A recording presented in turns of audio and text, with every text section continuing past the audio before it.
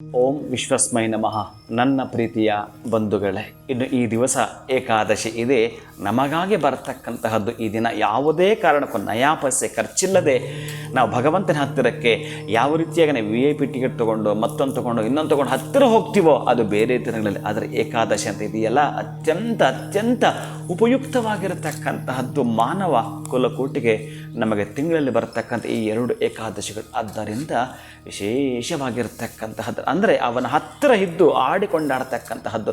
ನಿಮ್ಮ ನಿಯಮ ಯಮ ಏನು ಇದೆಯೋ ಅದರ ಜೊತೆಗೆ ಅವನ ಹತ್ತಿರ ಹೇಳಿಕೊಳ್ತಕ್ಕಂಥದ್ದು. ಮೊದಲೇ ಹೇಳ್ತಾನಲ್ಲ, ಸದ್ಗುರು ಪಾದ ಸೇವನಂ ಅಂತ ಹೇಳ್ತಕ್ಕಂಥದ್ದು, ಪುಷ್ಕರಣಿ ಸ್ನಾನಂ ಅಂತ ಹೇಳ್ತಕ್ಕಂಥದ್ದು, ಏಕಾದಶಿ ವ್ರತಂಚ ಅತ್ಯಂತ ದುರ್ಲಭಂ ಅಂತ ಏನು ಹೇಳ್ತಾ ಬರ್ತಾನೋ ಇದು ಅತ್ಯಂತ ಪವಿತ್ರವಾಗಿರ್ತಕ್ಕಂಥ ವ್ರತವಾದ್ದರಿಂದ ಕೃಷ್ಣ ಕೃಷ್ಣ ಕೃಷ್ಣ ಕೃಷ್ಣ ಕೃಷ್ಣ ಕೃಷ್ಣ ಅಥವಾ ನಾರಾಯಣ ನಾರಾಯಣ ನಾರಾಯಣ ಅಥವಾ ಓಂ ನಮೋ ನಾರಾಯಣ ಎನ್ನುವ ಅಷ್ಟಾಕ್ಷರ ಮಂತ್ರವನ್ನು, ಓಂ ನಮೋ ಭಗವತೆ ವಾಸುದೇವ ಎಂತಕ್ಕಂತಹ ಮಂತ್ರವನ್ನು ಅಂದರೆ ರಾಷ್ಟ್ರದ ಹಿತಕ್ಕಾಗಿ, ರಾಷ್ಟ್ರದ ಅಭಿವೃದ್ಧಿಗಾಗಿ, ರಾಷ್ಟ್ರದ ಪ್ರಗತಿಗಾಗಿ, ರಾಷ್ಟ್ರದ ಸಚ್ಚಿಂತನೆಗಾಗಿ ನೀವು ಮಾಡ್ತಾ ಬನ್ನಿ. ಒಂದು ಪ್ರಾರ್ಥನೆ ಮಾನವ ಕುಲಕೋಟಿಗೆ ಉದ್ಧಾರವಾಗ್ತಕ್ಕಂಥ, ನೀವು ಮಾಡ್ತಕ್ಕಂಥ ಒಂದು ಪ್ರಾರ್ಥನೆ ರಾಷ್ಟ್ರದ ಹಿತವನ್ನು ಕಾಪಾಡುತ್ತೆ. ನನ್ನ ಪ್ರೀತಿಯ ಬಂಧುಗಳೇ, ಇವತ್ತು ತುಳಸಿಯನ್ನು ಕೊಟ್ಟು ಕೃಷ್ಣನ ಅರ್ಚನೆ ಮಾಡ್ತಕ್ಕಂಥದ್ದು.